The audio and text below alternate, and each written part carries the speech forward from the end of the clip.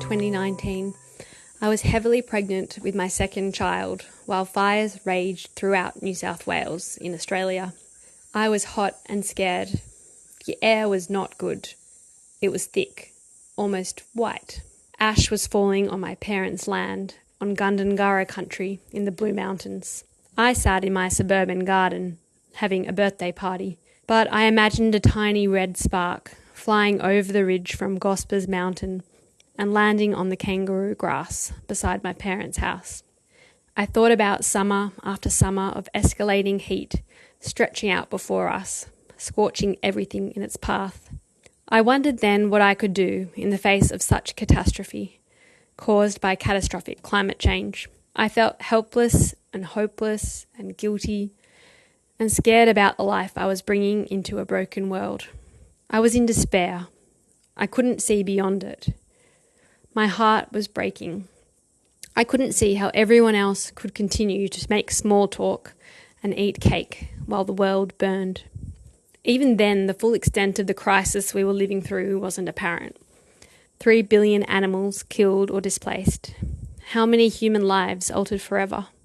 My own wasn't in immediate jeopardy, and yet, carrying nascent life, I was deeply afraid of the future she would inherit, about which she had had no say.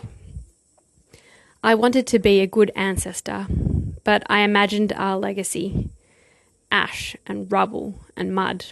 The present already felt apocalyptic, and I knew that things were only set to get worse. I spent long nights reading about tipping points, melting Arctic sea ice, the savannification of the Amazon rainforest.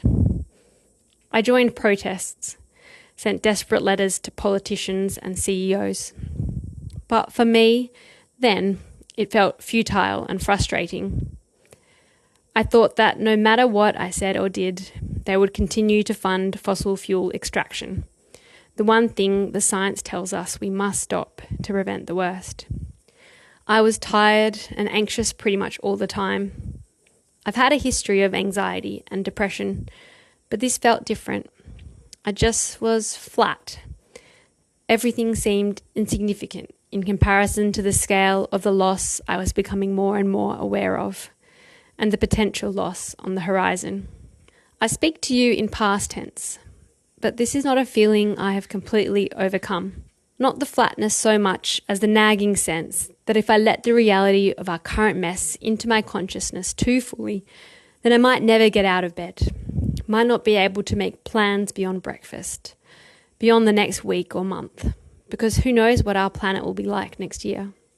Once my daughter was born, I retreated into the cocoon of our oxytocin bliss, and then the other cocoon of COVID lockdown, and tried not to think too much about climate change.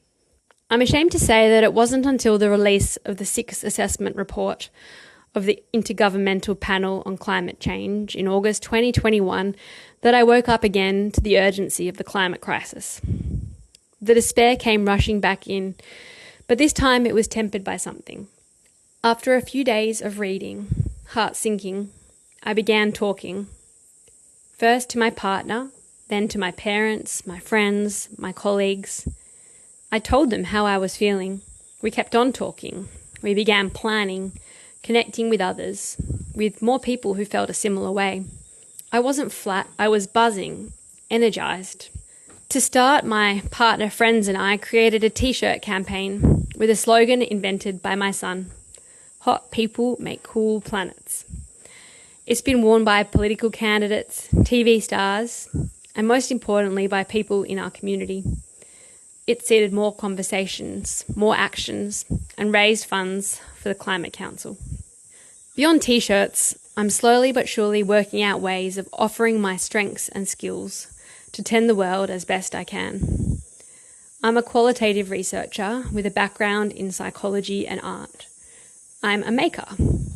I'm interested in the knowledge we can gain from listening to people and the power of our storied lives. As Leonard Cohen once sang, "There's a crack in everything. That's how the light gets in." Write the light, or sing it, or make it, and then give it to someone who'll care. I think that's how we can get started. That's how we continue. That's how we tend the world without any guarantee of success.